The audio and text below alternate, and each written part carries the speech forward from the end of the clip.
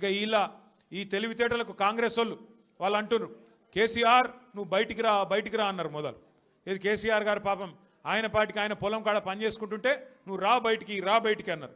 మొన్న వచ్చిండు, వచ్చి ఏం చేసిండు పాపం సారు, ఒక ప్రెస్ మీట్ పెట్టిపోయిండు, మీటింగ్ పెట్టి ప్రెస్కు మాట్లాడిపోయిండు. దానికే ముఖ్యమంత్రికి ముచ్చెమటలు పట్టినాయి, చలిజ్వరం వచ్చింది, దెబ్బకు మరిగా ఇష్టం వచ్చినట్టు ఒర్రుతున్నాడు. ఇప్పుడేమంటున్నాడు, నువ్వు అసెంబ్లీకి రా అంటున్నాడు.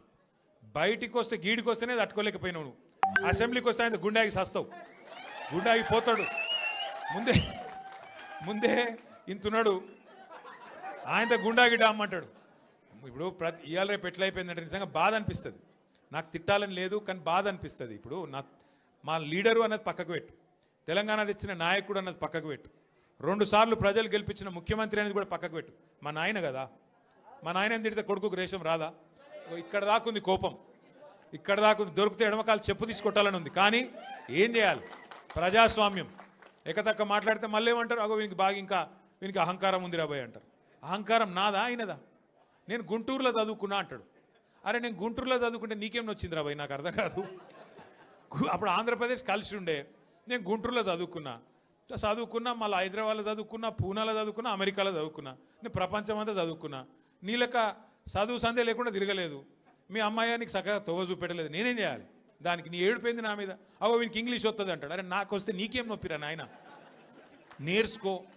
నేను హిందీ నేర్చుకున్నా, ఉర్దూ నేర్చుకున్నా, రేపు అవసరమైతే గోర్మాటి భాష నేర్చుకుంటా. నువ్వు నేర్చుకో, నేను ఎవడ నాపిండా, నిన్న వద్దన్నాడు ఎవడన్నా, నువ్వు నేర్చుకో. దానికి కూడా ఏడిపోయి నా మీద, నేనేం చేసిన? ఇంకొక అంటే నాకు ఎక్కడ గమ్మత్ అనిపిస్తుంది అంటే, నేను ఆంధ్రాకి పోయి ఇంటర్మీడియట్ చదువుకుంటే తప్పట, కానీ ఆయన ఆంధ్రాకి వెళ్ళి అల్లుడిని మాత్రం తెచ్చుకోవచ్చట. ఈ అమ్మ ఇది ఎక్కడ కథ రాబోయ్. అందుకే ఇక ఆయన పేరు ఏం పెట్టినట్టుగా నేను ఇట్లా లాభం లేదని చెప్పి మనోని పేరుగా అల్లుడు భీమవరం కదా, అందుకే ఈయన చిట్టినాయుడు పేరు కూడా భీమవరం బుల్లోడు అని పెడితే అయిపోతుంది. ఓకే వెలుగు భీమవరం బుల్లోడు మనకు నీతులు చెప్తున్నాడు. అరే ఆంధ్ర అంటే మరి ఆంధ్ర వాళ్ళ ఓట్లు కావాలి, ఆంధ్ర వాళ్ళ చుట్టూ తిరగాలి, కానీ మళ్ళీ ఆంధ్రాని మాత్రం నేను పోయి చదువుకుంటే నీకు నచ్చినది, నీకేం బాధ అవుతుంది నాకు అర్థం కాదు.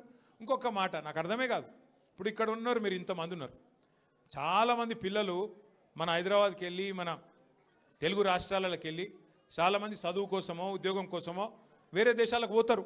అమెరికా పోతారు, లండన్ పోతారు, ఆస్ట్రేలియా పోతారు, ఇంకొక ఆడికి పోతారు. ఆ దేశాలలో ఇళ్ళలో నౌకర్లు ఉండరు కదా.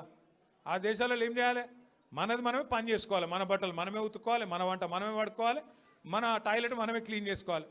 ఈ పిచ్చోనికా ఏం తెలియదు, చదువుకున్న బాపత అయితేనేమో తెలుస్తుండే. ఇక మాట్లాడతాడు ఏమంటాడు, వీడు ఇప్పటికీ అమెరికాలో బాత్రూమ్లు కడుగుతూనే అంటాడు నన్ను. అరే అమెరికాలో నా బాత్రూమ్ నేను కడుక్కున్నా, నీకేమో వచ్చింది రాబాయ్, నాకు అర్థం కాదు. అమెరికాలో ఎవరిది వాళ్ళు చూసుకుంటారు, పని చేసుకుంటే కూడా తప్పేనా? ఎవరి ఇళ్ళలో వాళ్ళు బాసాన్లు తోముకుంటే తప్ప, ఎవరి ఇళ్ళలో వాళ్ళు బట్టలు ఉతుకుంటే తప్ప?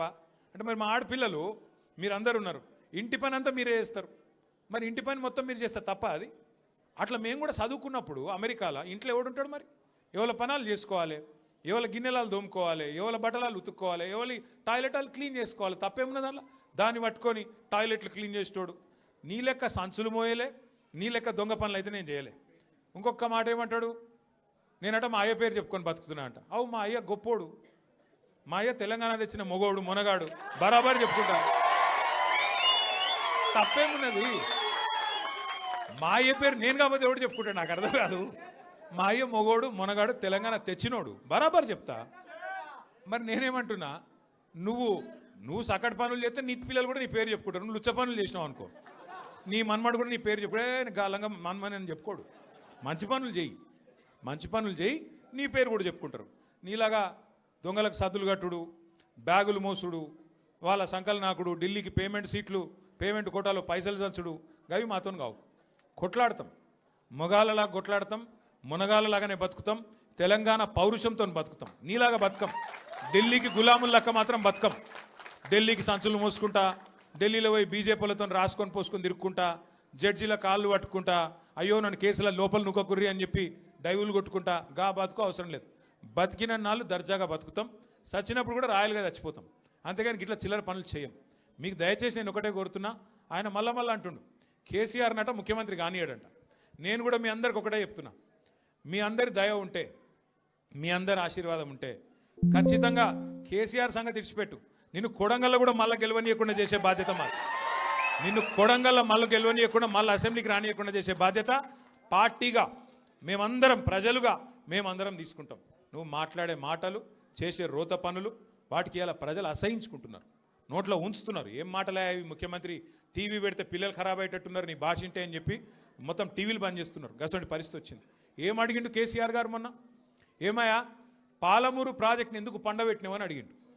ఏమైందయ్యా, 8 నెలలు అయింది, డీటెయిల్డ్ ప్రాజెక్ట్ రిపోర్ట్ కేంద్ర ప్రభుత్వం నరేంద్ర మోడీ వెనుకకు పంపిండు, నీకు సిగ్గులేదా ముఖ్యమంత్రి? అది వెంటనే మళ్ళా పంపి 90% పనులు పూర్తయిన ప్రాజెక్టు ఇంకొక 10 పైసలు పెడితే అయిపోతుంది చేసి మరి ఆ పాలమూరుకు నీళ్ళు అన్నాడు. తప్ప కేసీఆర్ గారు అన్నది? దానికి సమాధానం చెప్పే తెలివి లేదు, పిచ్చి మొరుగుడు మొరుగుతూ ఉన్నాడు. అట్లాగే కేసీఆర్ గారు ఏమన్నారు? కృష్ణా జలాల్లో అన్యాయం చేస్తున్నాడు నరేంద్ర మోడీ, భారతీయ జనతా పార్టీ ఖచ్చితంగా వాళ్ళని ఎదుర్కోవాలా, కొట్లాడాలా ఢిల్లీలో. ఏం చేస్తున్నారు నీ ఎంపీలు అని అడిగిండు. బీజేపీ ఎంపీలను అన్నాడు, కాంగ్రెస్ ఎంపీలను అడిగిండు. దాంతో ఇలా వాళ్ళకి సమాధానం లేక, సమాధానం చెప్పే తెలివి లేక ఇలా నోటికొచ్చినట్టు మాట్లాడుతున్నారు. ఇంకొక మాట ఏమన్నాడు కేసీఆర్ గారు? ప్రజలను నువ్వు మోసం చేసినావు, 6 గ్యారంటీలు అన్నావు, నెలకు 4,000 పెన్షన్ అన్నావు, తులం బంగారం అన్నావు, ఆడపిల్లలకు నెలకు 2,500 ఇస్తా అన్నావు, అన్ని 100 రోజుల్లో ఇస్తా అన్నావు, ఎప్పుడు ఇస్తావు? 2 ఏళ్ళు అయింది కదా అన్నాడు. తప్ప కేసీఆర్ గారు ప్రధాన ప్రతిపక్ష నాయకుడిగా ప్రజల తరపున ప్రశ్నించుడు తప్ప? ఇవన్నీ అడిగితే ఆయనకు బూతులు వస్తున్నాయి, కోపం వస్తున్నది.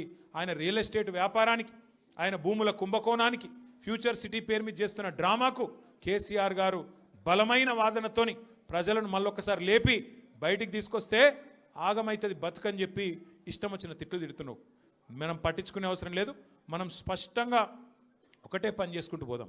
ఎన్నిక ఏదైనా రేపు కార్పొరేషన్ ఎన్నిక వస్తుంది. హైదరాబాద్ను 3 ముక్కలు చేస్తారట. హైదరాబాద్ కార్పొరేషన్ 3 ముక్కలు చేస్తారట. చేసి 3 కార్పొరేషన్లు చేస్తారట. ఎన్ని కార్పొరేషన్లు చేసినా ప్రజలైతే గాలే కదా, ఓట్లు వేసేది మీరే కదా.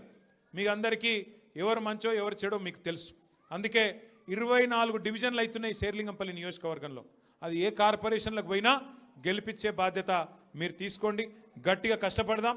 ఈ ఒక్క సంవత్సరం 2026 ఒక్కటి గట్టిగా కష్టపడితే ఇక 27లో దాదాపుగా ఎలక్షన్ వాతావరణం రాని వస్తుంది. 3 ఏళ్ళు పూర్తయిపోయినాయి అంటే ఎలక్షన్ వాతావరణం, అసెంబ్లీ ఎలక్షన్ వస్తుంది. మళ్ళీ తిరిగి కేసీఆర్ సార్ను మళ్ళీ తిరిగి తెలంగాణ రాష్ట్రానికి ముఖ్యమంత్రిగా చేసుకునే టైము తొందరలో వస్తుంది. కాబట్టి దయచేసి ఇంతకంటే ఎక్కువ నేను చెప్పను. మీరు చాలా దూరం నుంచి కష్టపడి నేనే అక్కడికి రావాల్సి ఉండే, फिर भी आप इतना दूर आए. हमारे बहनों से भी मैं शुक्रिया अदा करना चाहता हूँ. आप इतने दूर आए, आप इतने लोग आए और छोटे छोटे बच्चों को भी साथ लेके आए. मैं आपका तहे दिल से शुक्रिया अदा करता हूँ, आपका शुक्रगुजार हूँ. और మా ఆడబిడ్డలందరూ కూడా మరి అంత దూరం కించి వచ్చినందుకు థ్యాంక్ యూ. మళ్ళొక్కసారి మీకు నేను చేసే విజ్ఞప్తి, ఎన్నిక ఏదైనా గుర్తు కారు సారు, ఈ రెండు మళ్ళొక పూట ఎప్పుడో ఒక రోజు మళ్ళీ రమ్మంటుండే ఆల్విన్ కాలనీకి. ఈసారి చెప్పి పర్మిషన్ తీసుకొని కాదు, ఉత్తగానే